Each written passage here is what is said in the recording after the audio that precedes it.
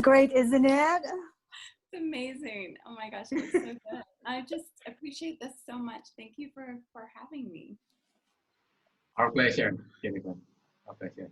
How is the audio, Yanwar? Is Jennifer's audio okay?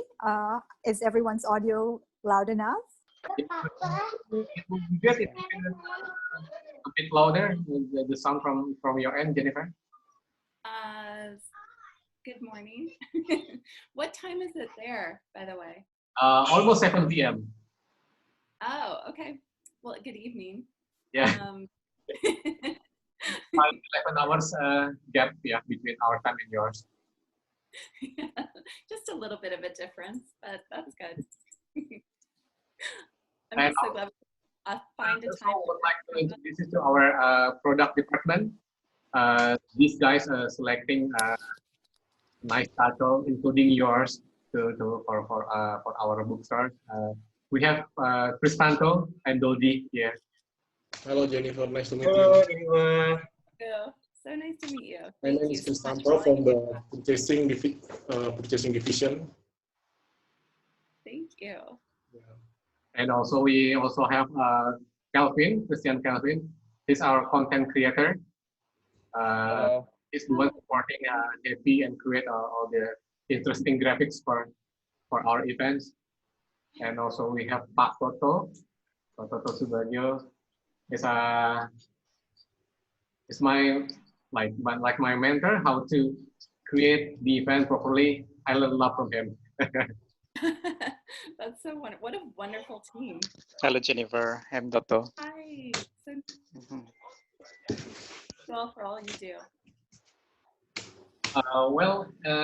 Angie, if you have something to discuss first with Jennifer, please before we start. We will open the waiting room around like in the 5 minutes. All right. Hello, Jennifer. It's so nice meeting you here through Zoom meeting. A fan right here. I'm so happy to be here. Well, I will be the moderator for this discussion. This will be a casual talking fans, and I will have several questions which you may receive earlier.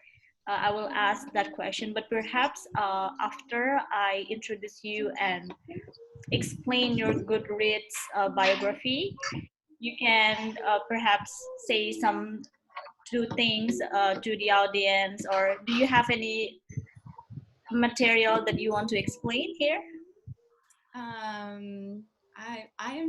I can say whatever I want to the main thing I want to do is just thank everyone for being here and reading and just all the love and support. All right, cool. So I will be asking a few questions, and as Mr. Yanwar has previously stated, that we will be selecting a few questions as well from the audience. So I'm excited to see how this discussion will go. Me too. This is wonderful.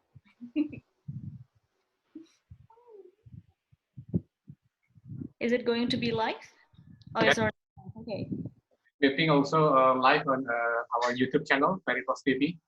Great. So yeah, we can get more coverage. Discussion will go. Yeah. Me too. This is wonderful.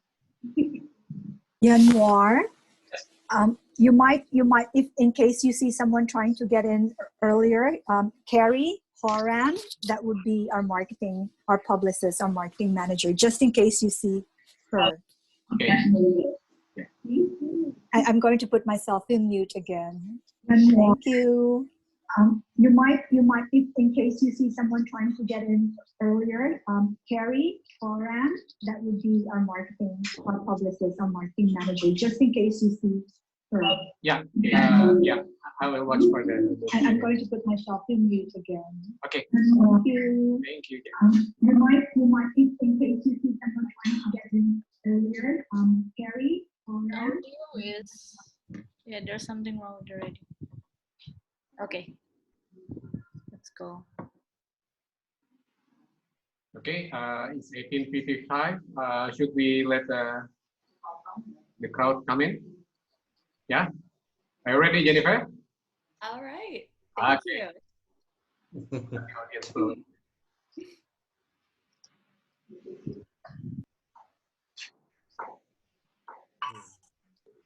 Wow.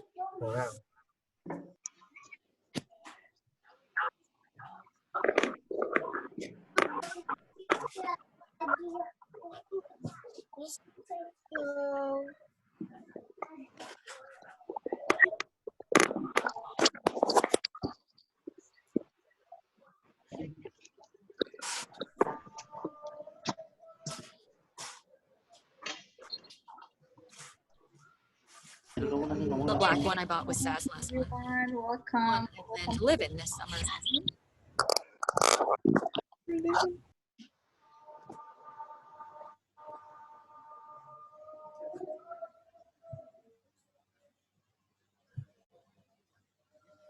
Okay. Hello, everyone. All right. Welcome to the Zoom meeting room. This will be the online book discussion with Periplus and the author Jennifer Niven. But first of all, before we start, I'm asking you to kindly mute your microphone. And if you have any questions, please just send them through the chat box. And our team in Periplus will be selecting the questions, and we will be discussing about the question on the question and answer session. Alright.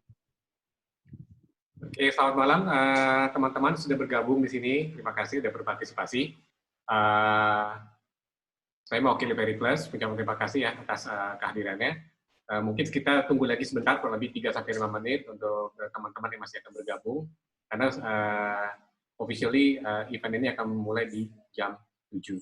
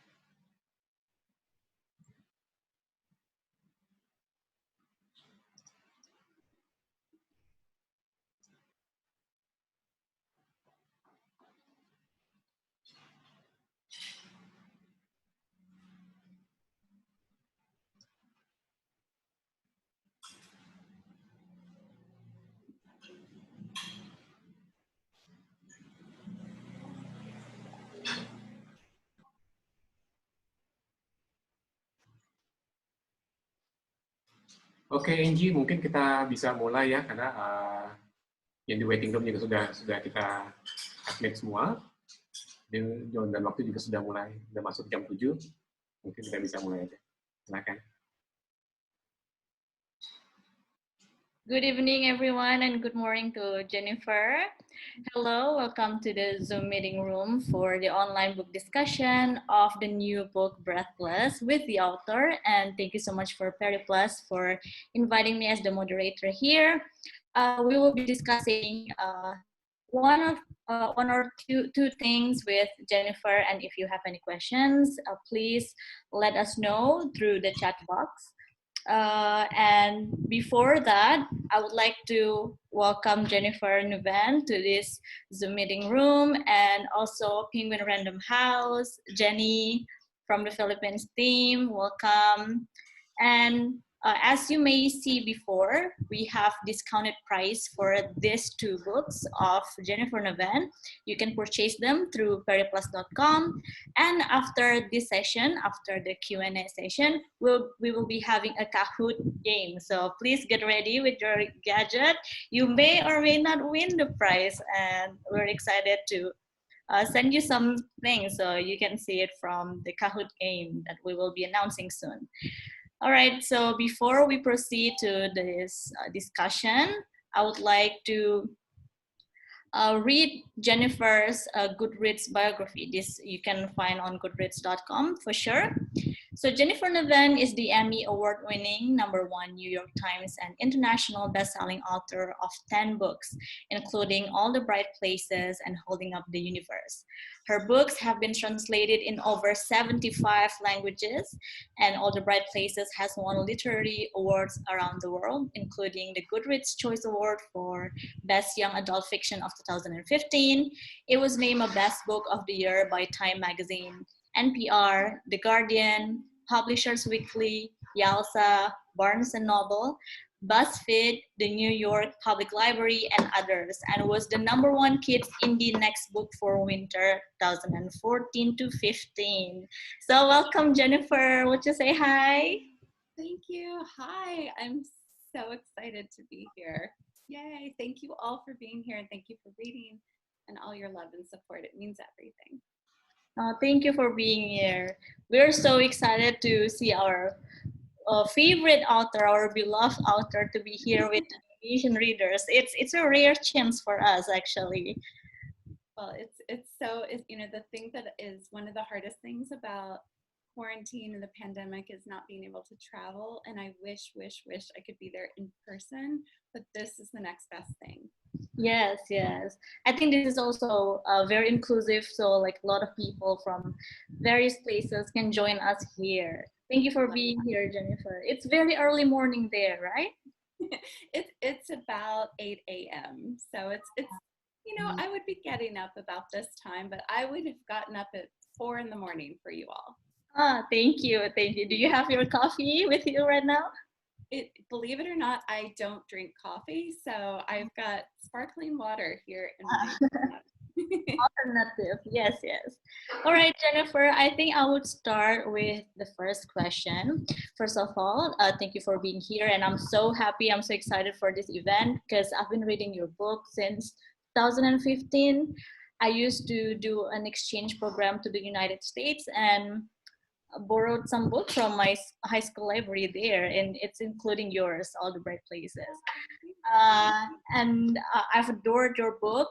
And in writing young adult fiction, I think we now proceed to the questions.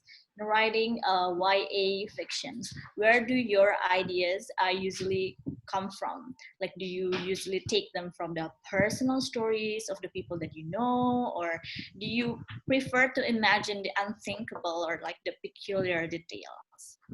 Oh my goodness. I think, you know, for me, so much of the young adult, and I started my career in adult nonfiction and fiction, but certainly with the young adult more than those, it's really about the personal stories. And I started with All the Bright Places writing about something that was really personal to me, and it was inspired by a boy I loved and lost. That was like kind of a test for me to see if I could write something personal, and then I was able to do it. And so I then from there, like Holding Up the Universe was really inspired by like people I loved and stories, you know, kind of a mix of stories. It's part me, part people I love, and experiences that I've had, they've had. And then Breathless was more personal in the sense that like it was very much something I went through when I was 18. So what Claude goes through in the book, this like dealing with her parents' divorce and separation, dealing with like this summer where she suddenly like the world turns upside down and she goes away, you know, to this place she doesn't know and has to start over. All of that happened to me when I was 18. So that was extremely personal too. So I guess that's a long way of saying you know, I get most of the inspiration for the YA from personal stories. Oh, yeah. I read your acknowledgements on the Breathless book, and can I just say that your books always make me ugly cry. Oh my gosh, thank you. Yeah, it always makes me cry. But then I read your acknowledgements and I'm like, oh, so this is like very, very personal to you. This is what you wrote as the story that you wish you read or you knew back in your teenage years. And how do you usually engage with these characters that you build in your fictions? Also, it is, of course, very personal to you. Definitely. I think part of it, and this is advice I always give to young writers, is to write the story you want to read. And part of that for me is writing stories that maybe I needed when I was going through the things that I write about, and books that I wished I had had when I was going through these experiences. And for me, it's interesting with the characters because like Claude in Breathless is part me. So definitely there's a lot of me in her, but she's also her own character. Like they become their own people. It was the same with Finch in All the Bright Places. He was inspired by this boy I loved, but he really, now when I think of him, I think of Finch first and foremost. And to me, like the characters become such real people, and they're almost like this family that you create, and then you have them forever afterward. And one of the things that really helps me when I'm writing, especially if I'm writing two perspectives, like in Holding Up the Universe and All the Great Places, is to create playlists, because that can help me keep their voices straight. It can also help me drop in emotionally to the characters. And I did the same with Breathless. I wrote a playlist for Claude. I created one for Jeremiah, the boy in the book.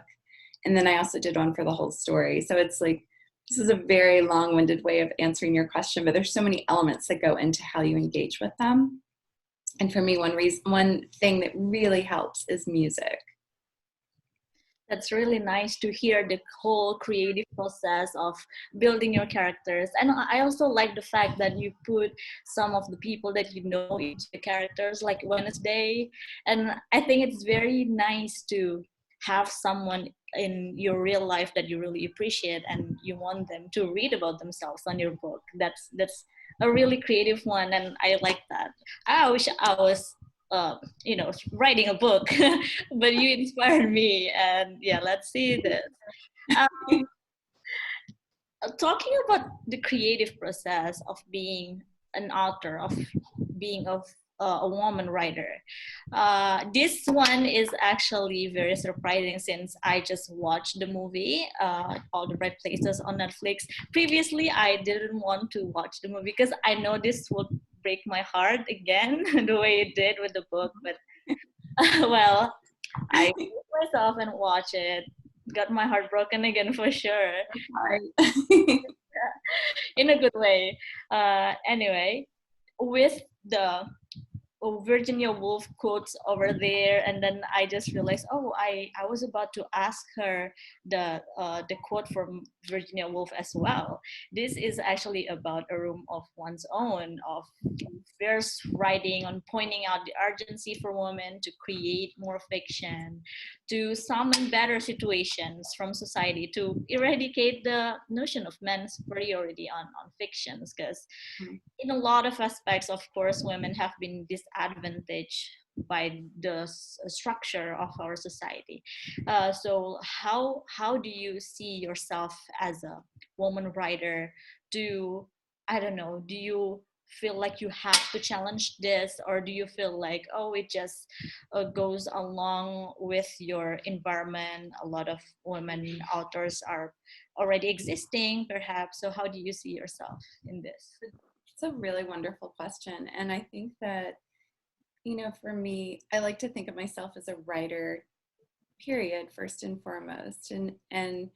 But I will say that certainly, especially when writing Breathless, but with all my characters for young adults, with Libby and Holding Up the Universe, with Violet and All the Right Places, I want to write female characters who I feel can empower female readers.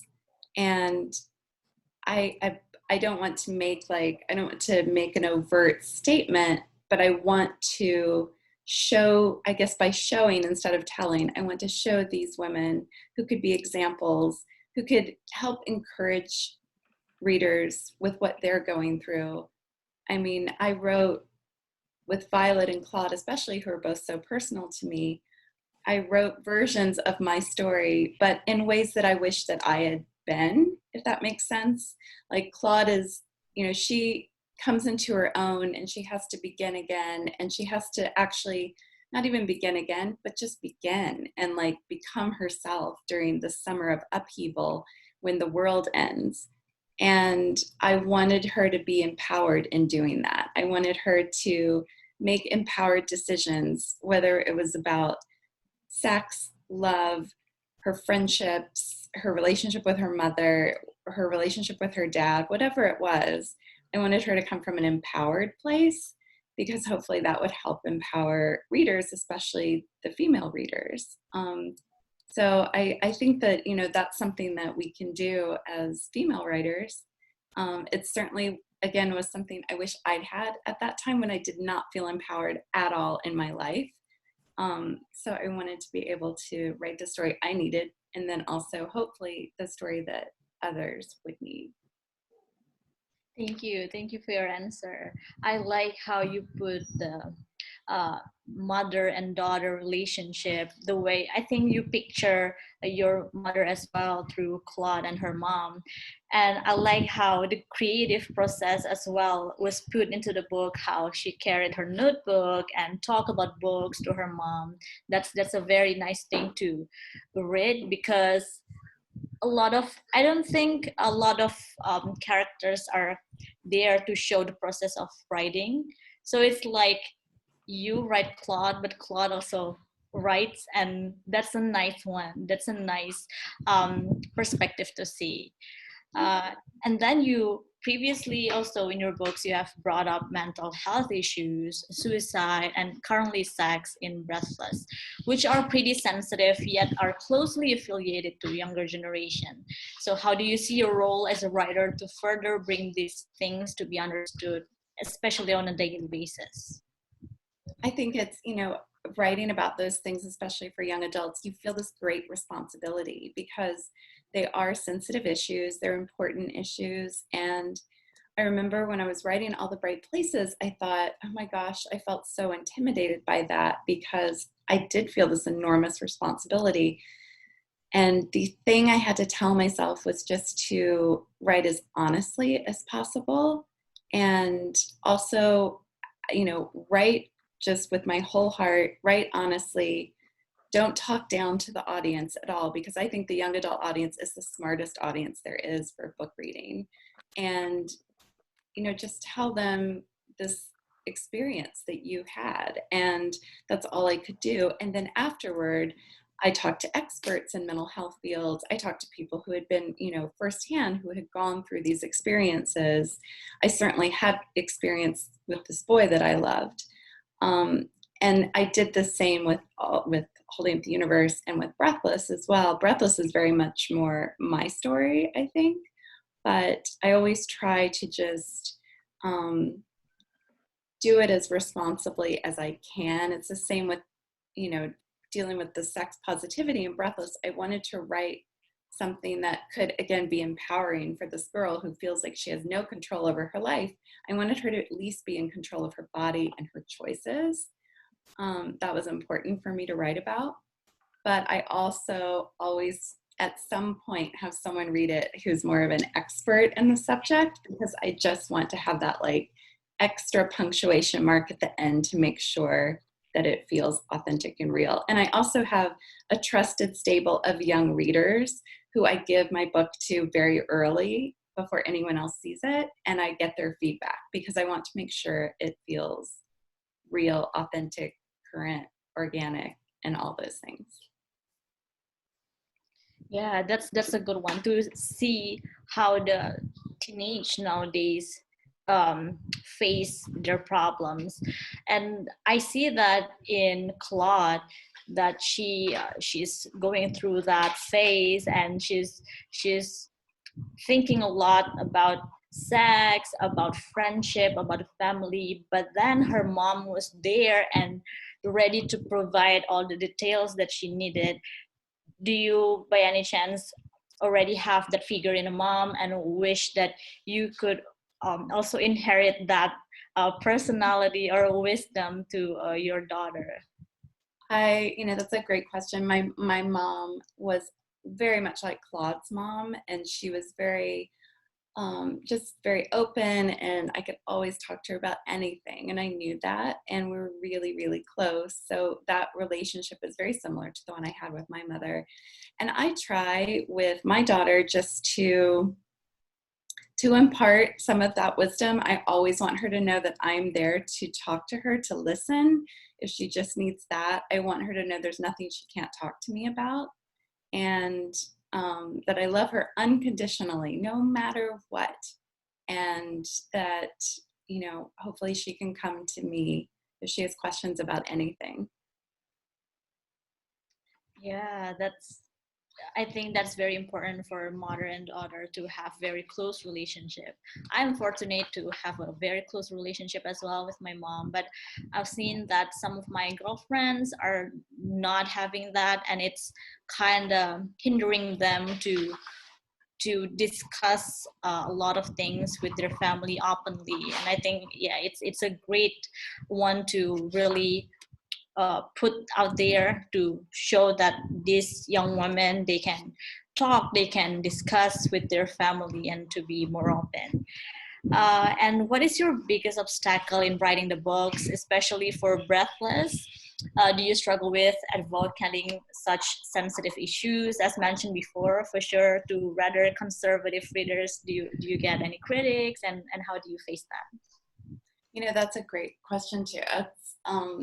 I'll start with All the Bright Places, and that was when that first came out. I didn't mean to become a mental health advocate, but that's something that happened kind of naturally with that book. And I remember early on, after the book had been released, I was, you know, had a lot of criticism from adults who said, we don't think teens should be reading about this, and I don't want my teenager reading about these issues. Let's wait and let them discover this later on. They can talk, you know, they can learn about mental health and depression, suicide later, but they don't need to learn about it now. And the unfortunate thing is, of course, you know, everyone is touched by, even if they're not going through it themselves, everyone is touched by someone who's going through those issues.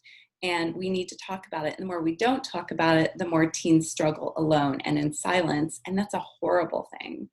And so I very quickly became this like advocate for, we need to talk about it. And I remember after, I think it was after All the Bright Places, I was at an event and I thought, you know what, it's hard sometimes to do that advocacy, although it's so important. And I remember thinking, I'll just write like a sweet, happy book that no one will, you know, get upset about. And I did this event, and afterward they had a question and answer, and this young reader came up and he said, I just want to know if you will keep writing books for people like me who feel like they don't have a voice. And I was like, yes, absolutely. And so that's what I tried to do with Breathless too, is just, you know, and there definitely, like, there have been some adults who, again, have said, like, I don't want my teen reading about sex, but I tried to present sex. It's not graphic, but it's done in a way that, you know, is positive. So it shows it in a positive light. And so many times when sex is written about in young adult books, it can be the really dark side of sex. It can be violence, it can be assault. And those are important topics as well. But I think we also need to see the sex positivity. So, yeah, so it's the same sort of, you know, conversation I think I'm having that I had with All the Bright Places, which is, I think we need to talk about this. And we also need to show that you can be empowered and you can make choices. And, you know, as long as you feel good about that, that's the important thing. Yes, I truly agree with that. At first, when I read your book, All the Bright Places, I thought it was going to be, you know, a happy story, a typical young adult. And then I was like, oh, no, what am I getting? Heavy. This is heavy. Especially, I read it when I was like 17, and there wasn't a lot of people, especially when you see this is Indonesia. There's not a lot of people who want to talk about it. Now it's getting more progressive. However, back then it was hard in the US, but it was even harder in Indonesia to talk about such sensitive issues. So when I read that, I got ready to break that barrier in myself as well, to understand deeper what is depression, what is this mental health issue, what are they doing, what do they face. Because apparently when we try to shove those kind of problems away, it's not going away anyway. Some young teenagers are also facing the same thing, but they don't feel represented in movies or in the writing. And I love that you brought some heavy issues with you, as well as in Breathless, the one with once happy family, and now you're not, now you don't have a happy family anymore. That is a representation that I think also should matter in fictions as well as in movies. And I see that you put some note after the ending of All the Bright Places in Netflix, where, oh, if you struggle with mental health issues, you should go to this, you should go to that. Do you after you wrote All the Bright Places and made it into movie, do you feel it becoming heavier to advocate about that, or do you feel that you have found the right people to advocate it with? I feel, it was so interesting doing the movie because it's such a different experience from doing the book, because suddenly it's not just you and the book, it's you and all these other people. So it's a big collaboration.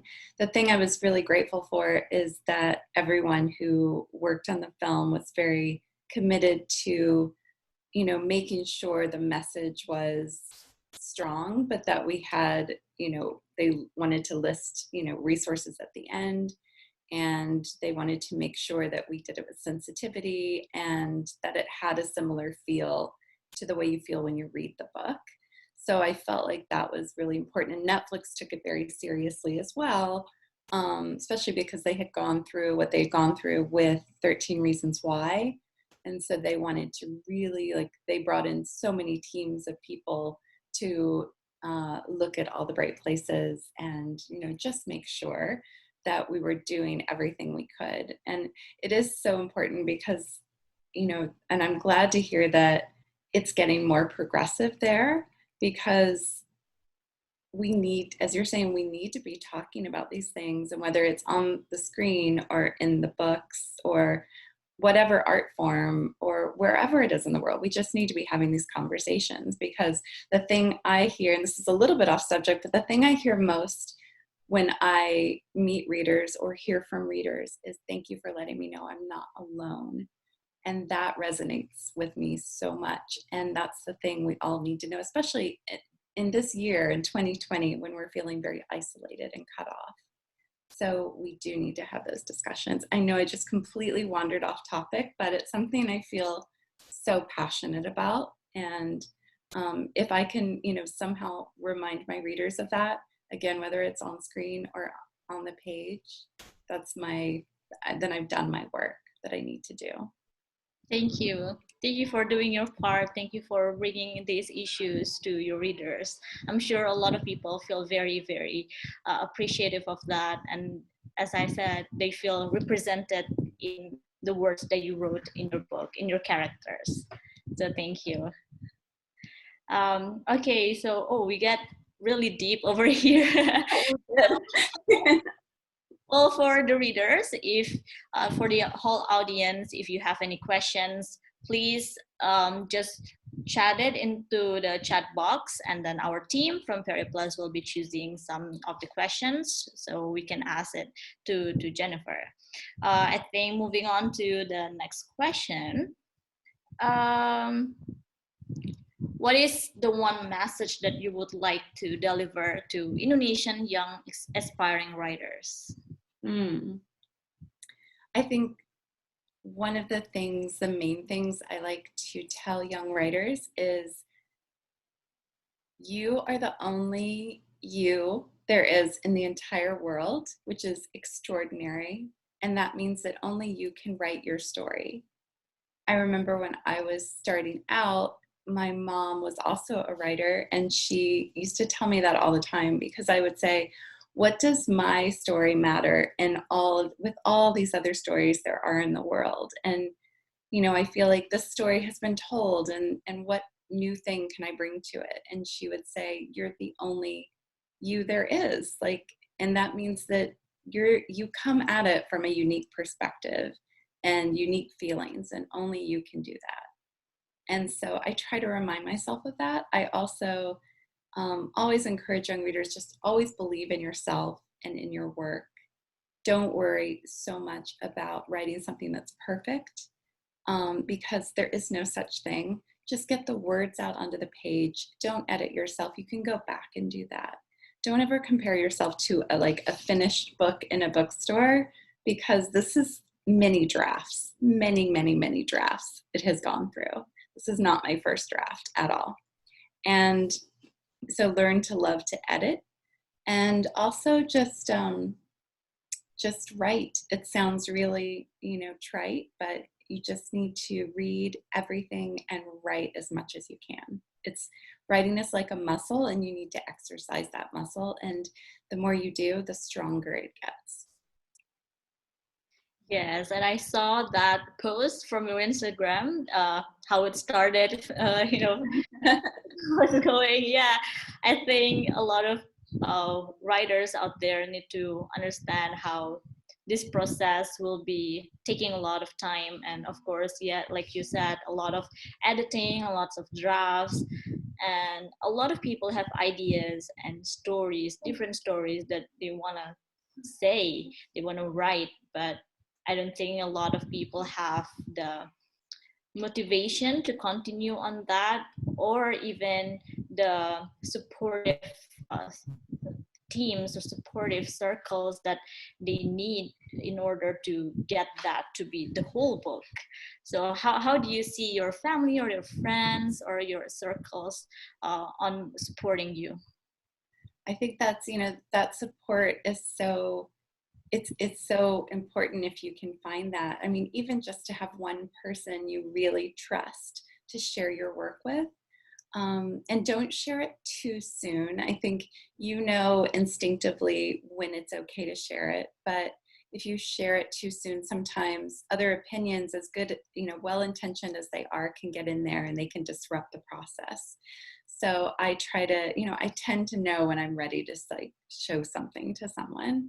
And definitely, my mom was my first reader always, but with her no longer here, my husband is now my first reader, and I met him after my mom had died. And so it's interesting. It's like he's kind of taken over that role of and he's the first reader, the first editor. And then beyond that, I've got really close friends who are wonderful authors. And my best friend, Angelo Surmalis, is an author. And that really is a wonderful thing too, to be able to share that. And then I've got a wonderful agent. But I think just you have to be able to just know who you can entrust your work to. You want them to be honest, but they need to be kind too. But also at the end of the day, I always remind young writers that you know the story best. And you will know, be open to criticism, be open to notes and suggestions and ideas. You need to, because it's for the betterment of the book and the story. But you also know it better than anyone else. So if something doesn't sit right with you that you hear, just, that. You will know best of all. Yes, I think you're talking about authenticity of the story as well, right? From the perspective of the author as well. They must know what they're getting into when they write something. But yes, I think many opinions can distract our minds to write the thing to be an actual thing. All right, so I think we have several questions already. Okay, starting from the question from DP. Hello, DP. Oh, dear, my favorite author. Hi, Niven. Would you please explain why did you choose to put your story, character, and end just like what you did to Finch, even though I think you knew well your readers could end up with kind of hopeless and uncomfortable feelings? What's your consideration? How's your feelings about that? about Finch and the way it ended. First of all, thank you so much for saying that I'm your favorite author. I'm completely honored. With Finch, I knew how I wanted to write that story because it's the story I lived in real life. And so for me, as much as I wanted to write something that was with a happier ending, I could only write my story about losing a boy like that. And I also felt like at the time I wrote it, there were there were some books that dealt with mental health issues and suicide, but they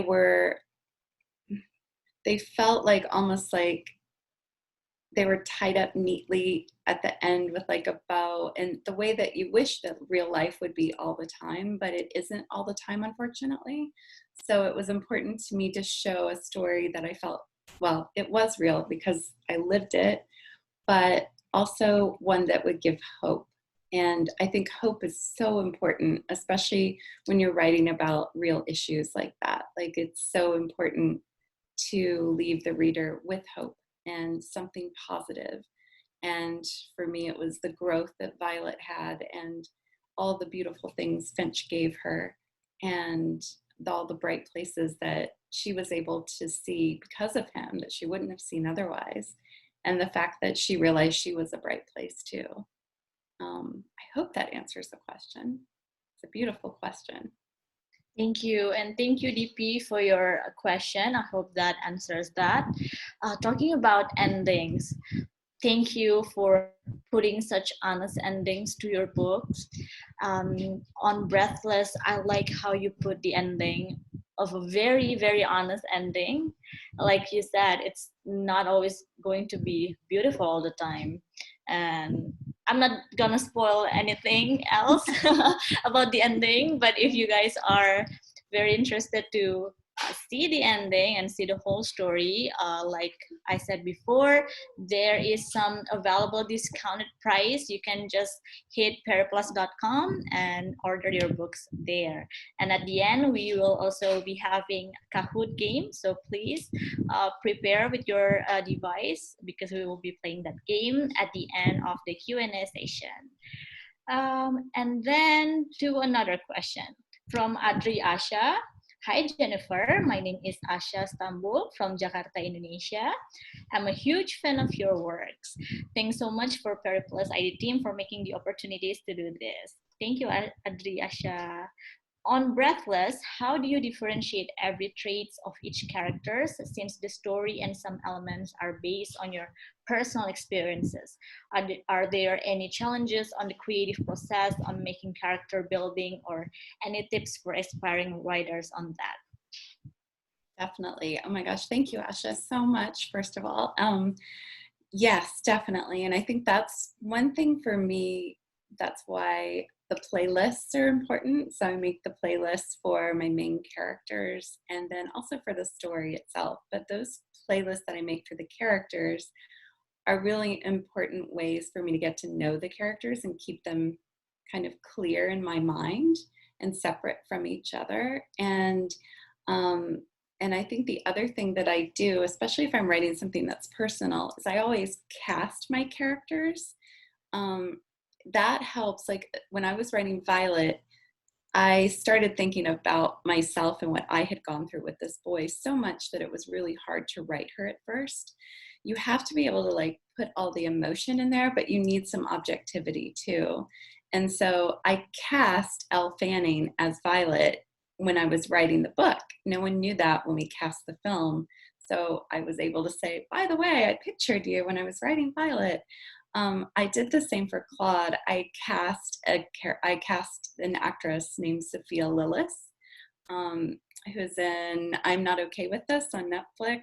And she's, to me, when I saw her, I was like, oh my gosh, that's Claude. Like that is how I picture her. And then I was able to give more of myself to the character without picturing myself, if that makes any sense whatsoever. And then the playlist really also helped too, because they help you emotionally drop into the scenes that you're writing. And sometimes I'll listen to one song over and over and over again. But if it evokes the emotion I need for that scene, then it's worth hearing it 10,000 times. Thank you so much for that question. Thank you, Jennifer. Thank you, Asha. Oh, I just looked it up. Sophia Lillis. Yes, with the short hair, freckles, and red net. Yes, perfect. So that's how you imagine her. Yeah. It's interesting. How do you see the casting process went through with all the bright places on Netflix? Do you worry about them not getting what's in your mind about your own characters, or how do you see that process? It was really fascinating, and you know I think the casting of you know, Elle, it was so amazing because, as I said, I had pictured her when I was writing the book. So Violet just came to life as I had imagined, and then some, because Elle always brings her own magic and artistry to any role that she does. She's brilliant. I think with Justice, it was definitely controversial when we cast him because he's not what so many readers pictured when they read, you know, Finch. And it's not how I describe, Justice is not how I describe Finch in the book. But when we were looking at all of these amazing auditions from all of these amazing young actors in Hollywood, some of whom I'm huge fans of, it was so interesting. They were all so good. But when we came to Finch, and we came to, see, I'm calling him Finch, when we came to Justice, he was Finch. Like, I got goosebumps. And all of us 100% unanimously were like, he's Finch. He gets Finch. And the thing we didn't know at the time that he has later talked about publicly is that he's bipolar. And so I think that was one thing. I think Justice understood Finch in a way that the other actors didn't. He understood him from the inside out. And Justice has since talked about that since the movie came out, about being bipolar, but it's nothing he had talked about before. So it was a really interesting process. It's always strange when your characters are coming to life and you see these people, these wonderful actors, say the words that you've written, and it's just, and now when I think of Finch, I think of Justice instead of the Finch I described in the book. It's interesting how that happens. Thank you, Jennifer. I think we're moving on next question from Julianti. Hi, Niven. I went through the experience as Claude, and I really inspired to write by you for inspiring others. And I think not only me, but people out there as well. Could you give us some motivations, or what are your thoughts or bigger considerations to write such books? Because really, they are amazing. Thank you. Oh my gosh, thank you so much for all those lovely words. You know, I think that one thing that I have done with my books is I've written the books or the stories that I've wanted to read. And I think that's a really important thing to do, is to write the story you want to read, because it helps keep you invested in the work. There's always a point, you know, usually for me, it's in the middle of the book somewhere where I'm just like, I'll never get to the end. And why am I doing this? And it helps then to remember why I'm doing it. And I'm doing it because I want to read this book. And I feel whatever it is I'm saying is important to me, and hopefully will be important to someone else. So I think that motivation really keeps me going. And just, as I said, believing in yourself and in your work, and trying to remember why you were burning to do this in the first place. That always helps too, because it's easy to kind of lose track of that in the day-to-day, but just remember why you feel like you need to tell this story. Thank you for your amazing answer. I think in the writing process, you picture Claude as the talented writer, but also she has her moments of not wanting to write, of wanting to stop, and then got her imagination and ideas again. Do you struggle with that in your writing process as well?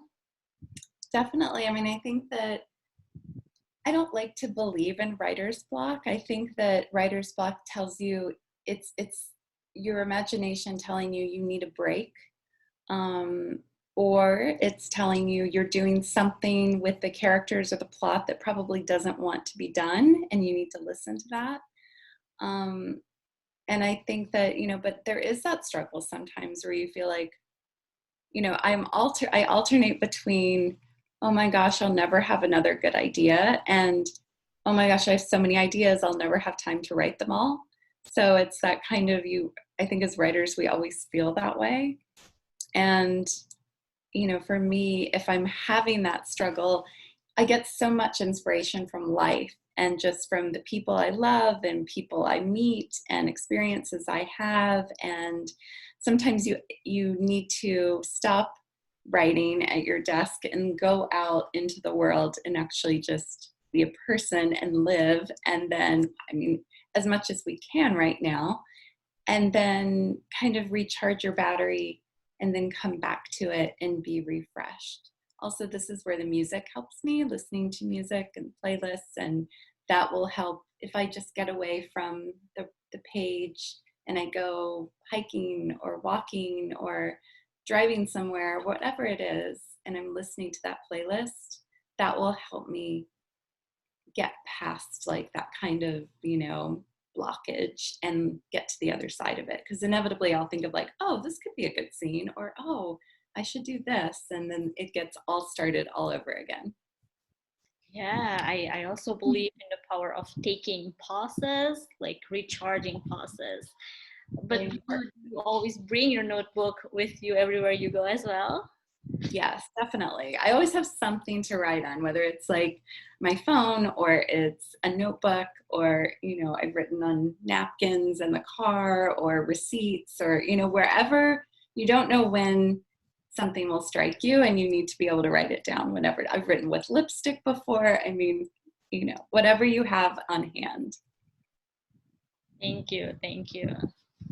Okay. Grace P. Hello, just want to say you are amazing and your words are amazing. Thank you, Grace. It's amazing. Okay, audience, if you have more questions, please let us know through the chat box so we can discuss about it with Jennifer. I think for now, I would like to ask more questions on Breathless itself. How do you see yourself doing the marketing about it? Not necessarily marketing, but like telling people on your book when it's very, very personal to you. Do you feel some type of, I don't know, do you feel anxious about your story getting too exposed, or how do you see it? That's a really interesting question. It is, it's so strange when you're writing something that's personal, and then you're just, for the most part, you're kind of alone with that story, and you're alone with your thoughts and your memories, whatever it is that you're bringing this inspiration from and writing onto the page. And then suddenly the book goes out into the world, and it little by little like goes to this person to read and this person to read, and then to your editor to read, and then wider in the publishing, the publisher that like they're reading it, and so little by little it starts having a wider kind of reach. But when it goes out into the world and it's released, it can be kind of terrifying because you have spent so much time putting your heart and soul into something, and you of course want everyone to love it. But I think the beauty of, and this is me speaking now as a reader, the beauty of being like a reader is every book is going to hit everyone differently in different ways. So we could all read the same book and have different reactions to it. And I think that's amazing. So I try to remember that as a writer when I put it out into the world, and I'm like, please love my book. It's personal, please.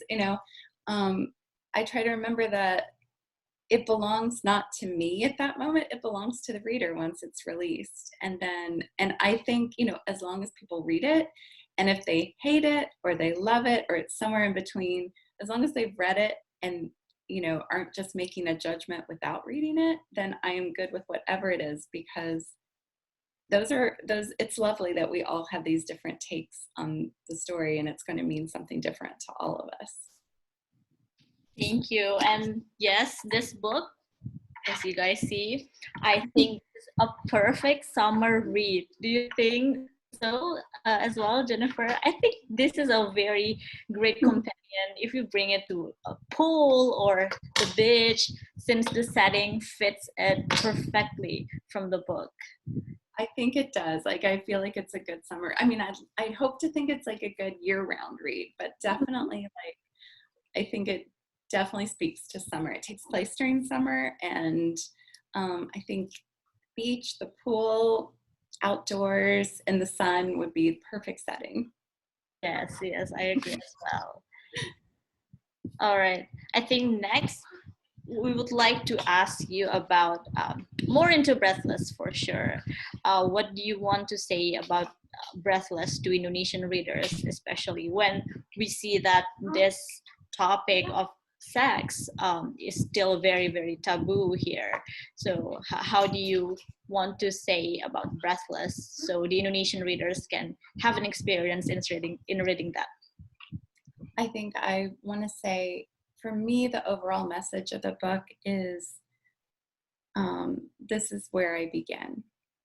For Claude, this is where she begins this summer, that when the whole world changes in an instant, and which I think is something we can all relate to this year, especially.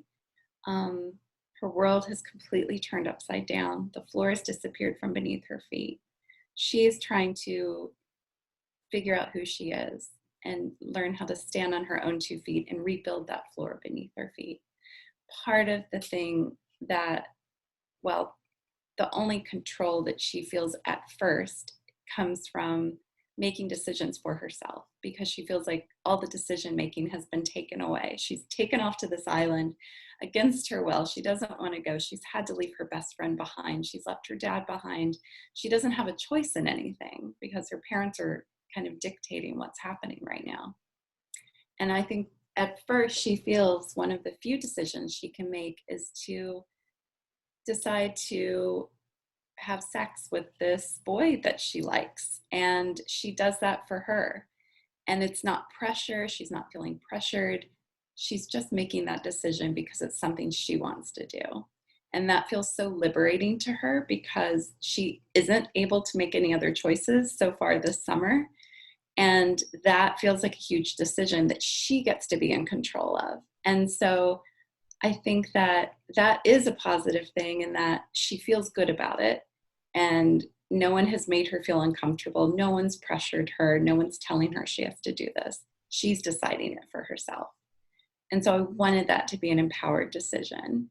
And then after that, she starts making other decisions for herself and her life. And so that kind of first decision has liberated her and encouraged her to keep going and make more and more and more decisions that affect different areas of her life, until finally she really begins and she figures out who she wants to be and who she is. And I would like to say that this story actually kind of resonates with my own personal story as well, of having a best friend like Saz and having a good relationship with your mom. That resonates with me.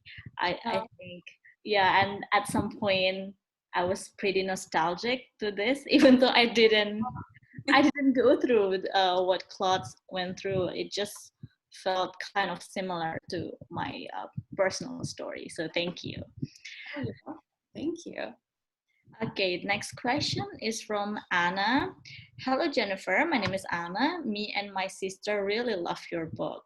Thank you for writing those books. I'm so grateful to know your book exists. I'd like to ask several questions. What's the most difficult thing about writing characters in your new book, Breathless? And what advice do you have for your readers who is struggling with the same situation as Claude's? First of all, thank you, Anna, and your sister for reading and for these questions. I think that, so the first part of the question was, what was the first part of the question again? Okay, the first part of the question is, what is the most difficult thing about writing characters? I think that for me, it is when it's a personal character like Claude, it is writing with that balance of so much of your emotion and putting your heart into it and your soul into it, but at the same time being able to write it so it doesn't just become you on the page. Because for me, I want it to be a character. I don't want to write it exactly like it happened with me, but I do need to put all that emotion of what I felt into the character.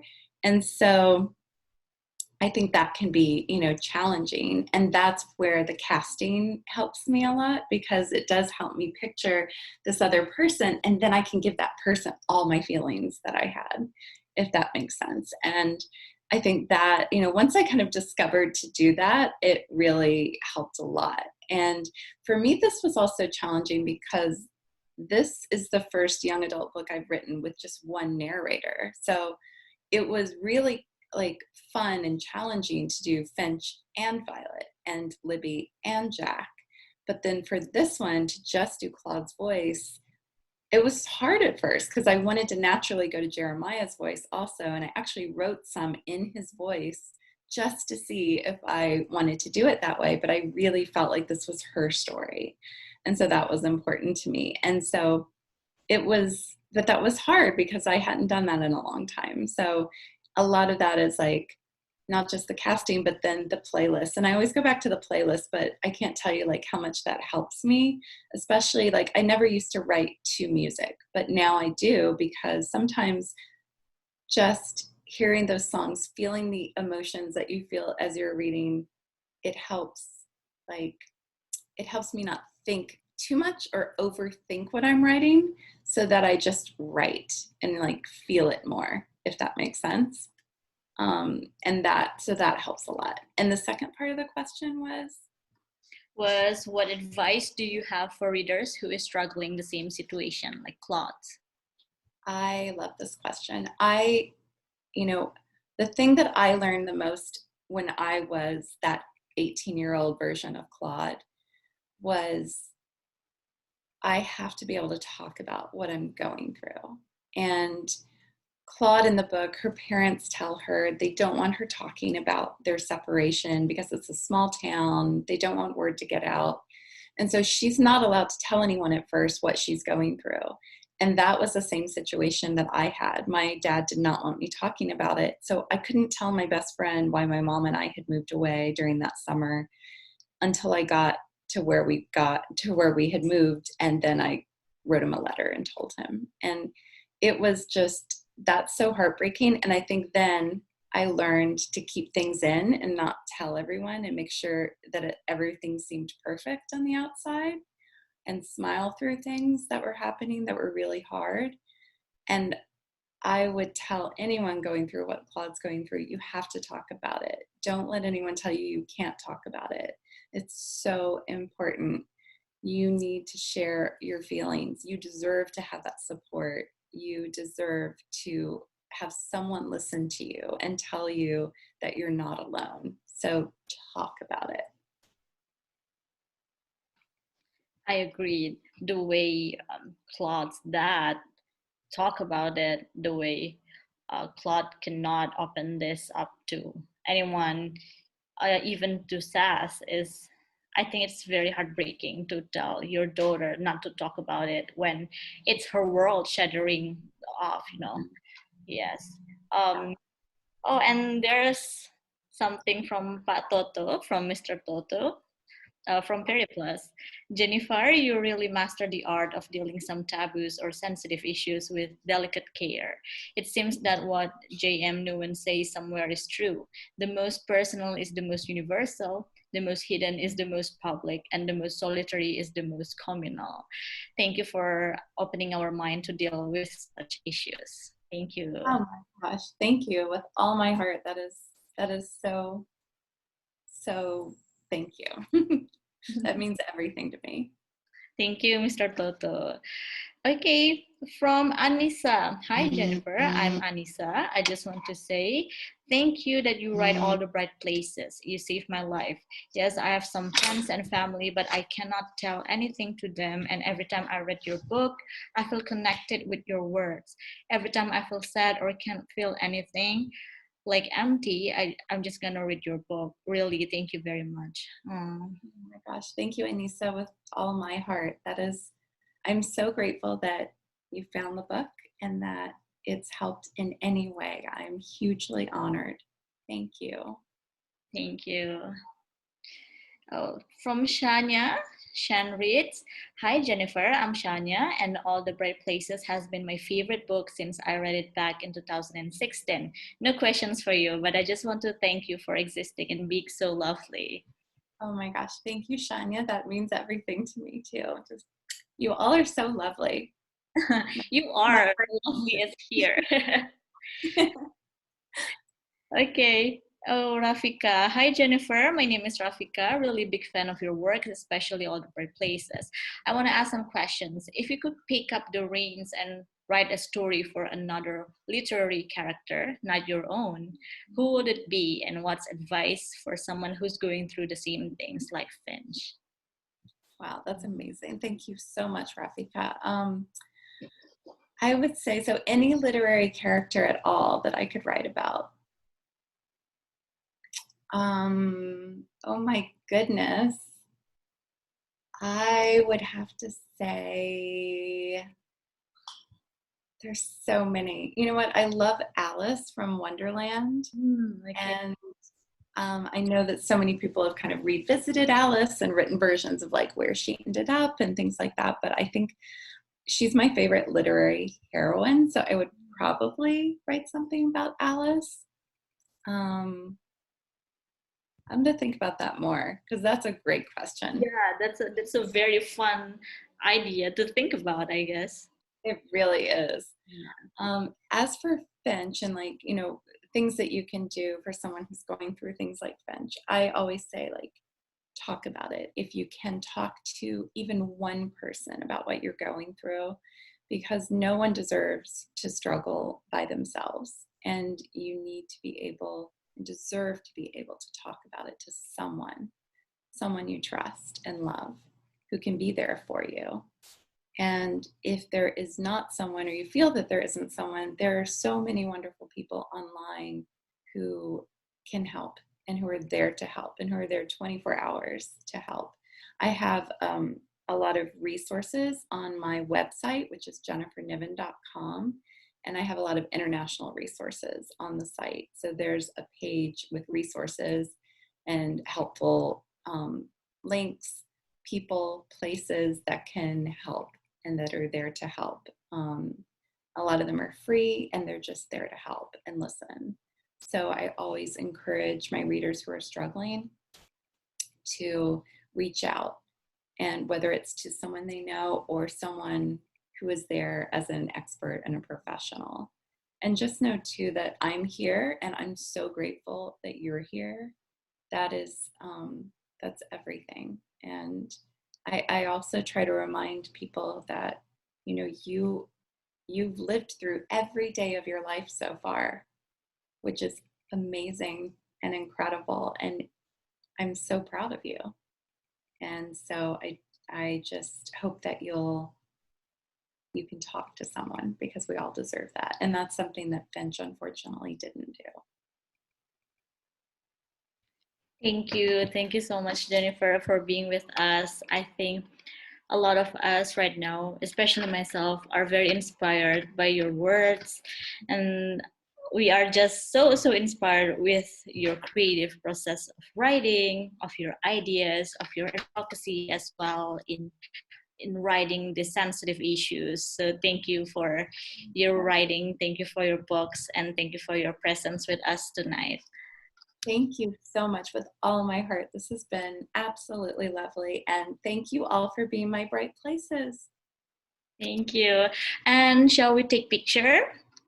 Yes, that would be amazing.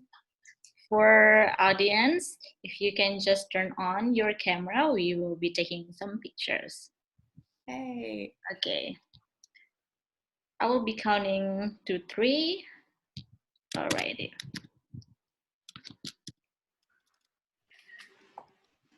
Okay. I will be counting from 1, 2, 3. Once more. Say cheese. All right. Thank you, Jennifer. Now it's exactly 8 p.m. here. I hope you will be having a great day. Thank you for being with us today. Thank you for Kumparan and also Periplus for conducting this online book discussion. I hope the readers and all the audience here are inspired as I am. Thank you for being with us, Jennifer. And Jennifer, on behalf of Periplus and all the friends who have joined here, I would like to thank you to participate in this event. Thank you, Penguin Random House and Kumparan for media partner. And Jennifer, last question for me, or maybe a last request. May you can say something for your readers here in Indonesia and for Periplus. Absolutely. First of all, just thank you with all my heart. You don't know what this means to me. I could not do what I do without you. And all of your love and support means more than I can ever say. You are truly my brightest places. Thank you. Thank you. This is wonderful. Yay. Thank you for the wonderful questions. Teman-teman sudah bergabung, silakan. Kami ada promo khusus untuk buku Niven, Breathless, and All the Breathless. Dan promo ini masih akan berlangsung hingga hari Minggu tanggal 25 November. So don't miss it. Niven's latest book, Breathless. Yes, you can just get it through clicking periplus.com. I got mine here. Very nice read. I wish I read it back in the summer though. That would put the vibe there. Perfect vibe. All right, Jennifer, we're going to proceed to Kahoot game. But if you would like to continue your day, please do as you like. But here, some people here will be trying to win the prize of getting your book through Kahoot. Amazing. Yay. So thank you for being with us tonight or this morning to you. Oh my goodness. Thank you all so much. Truly, this was just wonderful. It meant so much to me. All right, readers, audience. I'm going to share the code for Kahoot game. So please prepare with your gadget. I will be stopping sharing this. And, right.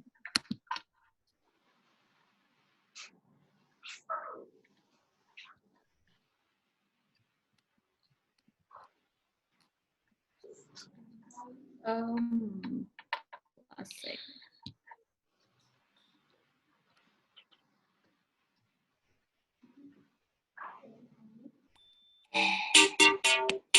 Alrighty.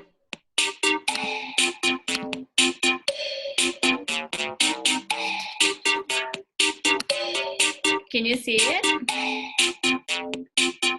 Yeah, we can see it. Okay. Please enter the game pin and just insert your name. We'll be having 8 questions here. Angela, Shanice, Cinta, Sekar, Anggita, Shania, Maulana, Patrick,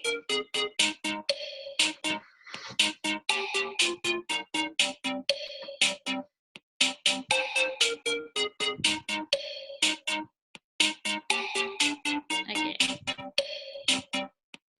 Hilma, Imelda, and Tikawe, Kyla,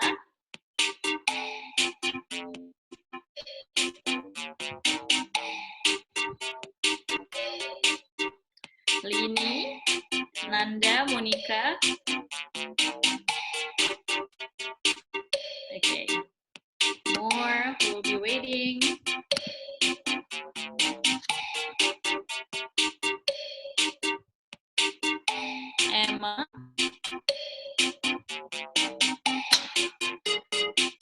haven't, please go to kahoot.it and enter the game pin. Mia, Novi, I think at the number of 20. All right. Okay. Amira, Rafika,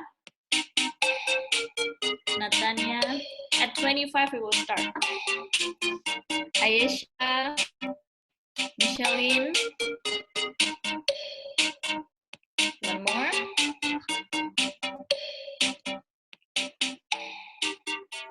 Renata. Oh, one name is missing. Renata. And one more.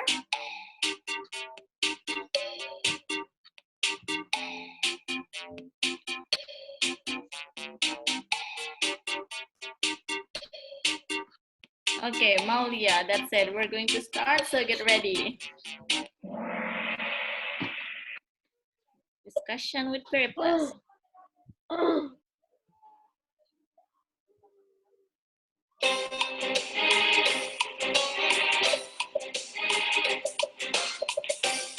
Very easy.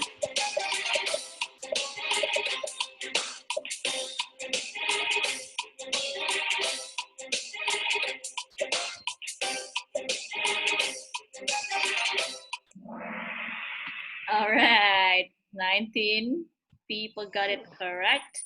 Shanice is at the first scoreboard. Okay. Next.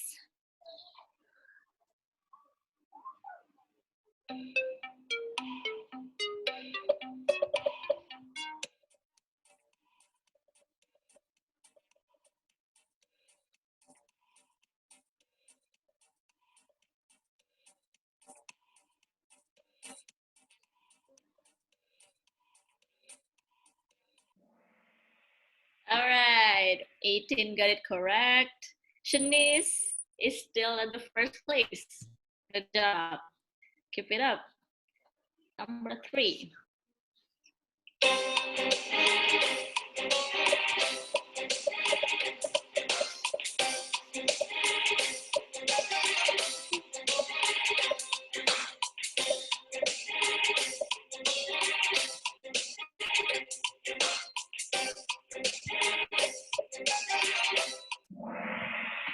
Okay, 18 got it correct again. Oh no, Shania is going to the top. Shanice, be careful. Okay, Anggita, Rafika, and Anne, all at the top 5. Okay, question number 4.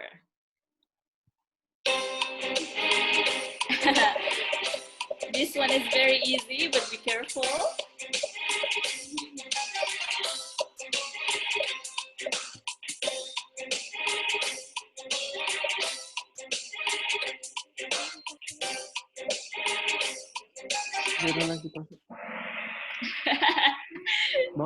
Five person got it wrong. It's periplus.com, not periplus.co.id. Okay, Shania and Shanice are still leading. Okay, this is a true or false question.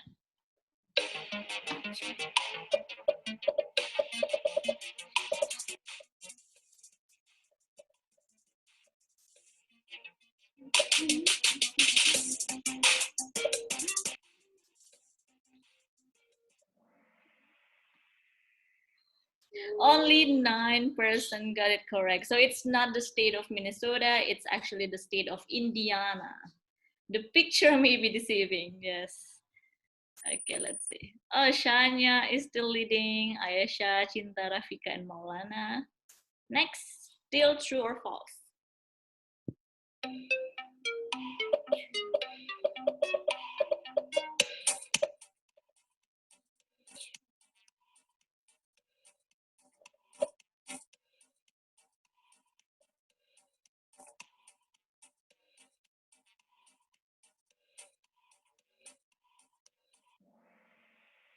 Okay, 17, majority got it correct. Yes, Breathless setting is in an island of Georgia. Shania is still leading with 5555. Okay, 7 of 8.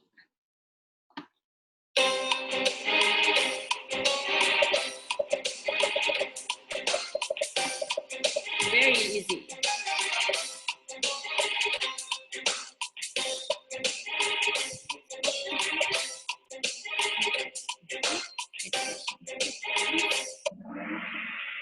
Okay, 15 got it correct. So not Atticus Finch or Jem Finch, because apparently those are the characters in To Kill a Mockingbird. This one is Theodore Finch.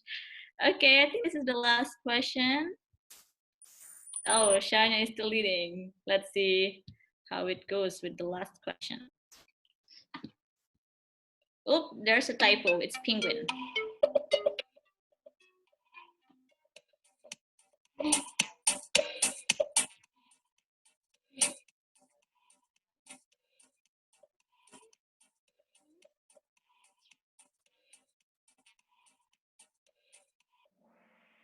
It's true. Penguin Random House is the invited publisher for this event because we have Jenny from Philippines as the representative for Penguin Random House, and we contacted them through Penguin Random House.